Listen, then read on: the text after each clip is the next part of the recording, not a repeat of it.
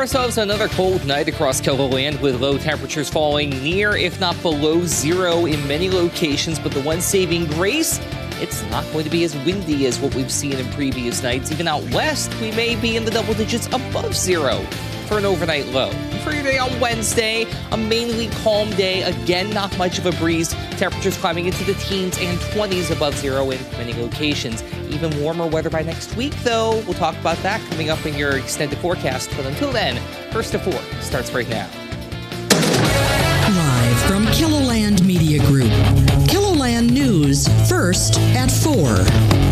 The Sanford Underground Research Facility is looking to the stars. How the underground lab is helping discover their early universe. Plus, the first major election event of the season wrapped up last night. How the Republican candidates for president stack up after the Iowa caucus. And later, infrastructure needs on Indian reservations. How a bill making its way through the legislature is trying to bring resources to help. Good afternoon, and thanks for tuning in to First at 4. I'm Don Jorgensen. And I'm Kelly Volk. Authorities in Brookings County are investigating a fire that caused hundreds of thousands of dollars in damage. 8 agencies from Brookings County were sent to a business that was on fire in a rural area of the county. The sheriff's office says the shop had a semi-truck, tools, and other vehicles and shop equipment. The damage to the building is estimated at $100,000. The damage to the trucks and equipment is estimated at $200,000. The Rapid City Public Works Department wants you to tour the Mountain View Water Treatment Plant. The City of Rapid City approved the second reading of an ordinance that adjusts the city's water utility rate structure. The revenue from that increase will be used for upgrades and renovations at the 60-year-old facility. The tour is scheduled for this Thursday at 2 o'clock in the afternoon. KELOLAND's Tyler Lauder will also be touring the facility. We will have that story later in the week. The Sanford Underground Research Facility, also known as SURF, works with South Dakota School of Mines on a variety of projects. Currently, some of those physicists are working on the CASPAR project, which is a particle accelerator helping add to the James Webb Space Telescope discoveries. For example, what we do, we provide input parameters for stellar evolutionary codes.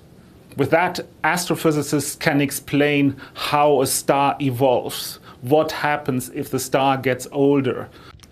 We will take a closer look at the CASPAR project coming up at 6. Well, speaking of stars, we saw a lot of sunshine today. Yeah, better tomorrow, but I wouldn't exactly call it nice. We are inching our way up the thermometer, Adam. Yeah, absolutely. We are going to continue to inch our way up. That's really the best way to put it. Small steps, which will lead to a long-term result that's going to be a little more favorable compared to, well, sub-zero high temperatures.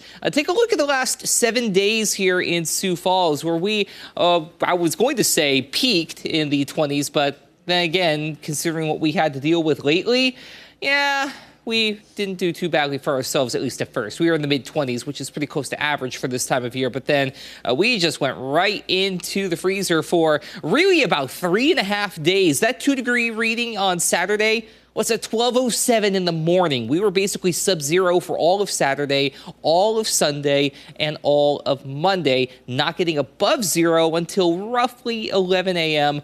today. So about 82 hours, give or take.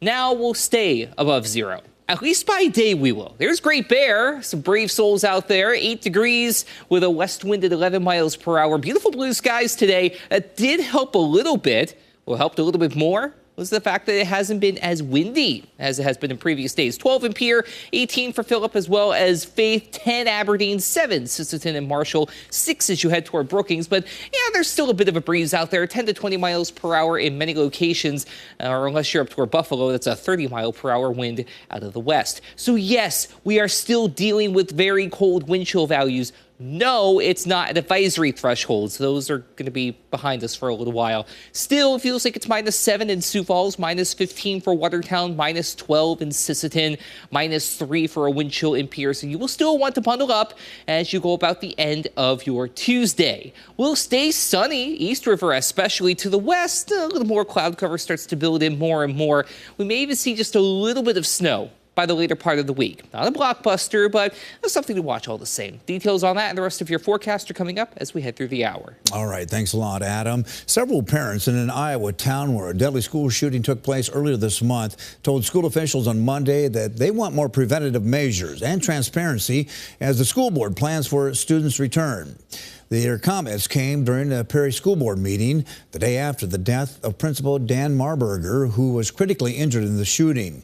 Sixth grader Amir Jolliffe was killed and 7 others were wounded, including Marburger, 2 other school staff members, and 4 students. A project that provides free menstrual products to Sioux City schools will be expanding to address period poverty in northeastern Iowa. The Junior League of Sioux City is working with school nurses and administrators to provide menstrual supplies in local schools. The items will be available during the school day, and those in need will be allowed to pack bags for home, work, and extracurricular activities. The organization plans to expand to South Sioux City later this month. Minnesotans are now better protected from so-called predatory short-term loans. David Schumann with our CBS affiliate in the state explains how a new law is helping people strapped for cash from entering a dangerous debt spiral. At first, when she hit some hard financial times, Missy Juliet borrowed $400 from a short-term lender. I thought it would be a one-time fix, one-time thing, and it was not. There were fees, and she says a whopping 291% interest rate.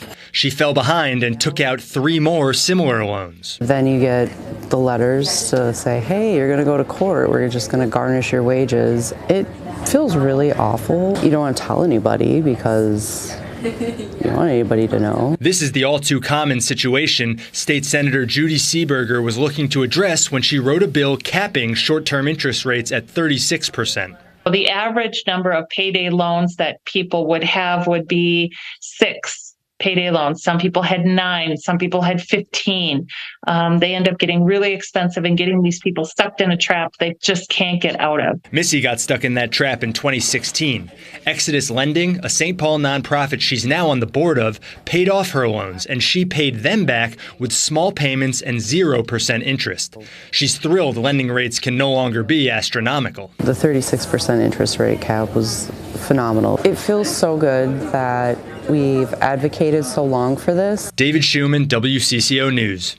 Financial experts say that it's vital to read the fine print on short-term loans and understand the fees and rates. There are also options besides payday lenders, like asking friends or family, and some credit unions now do small dollar loans.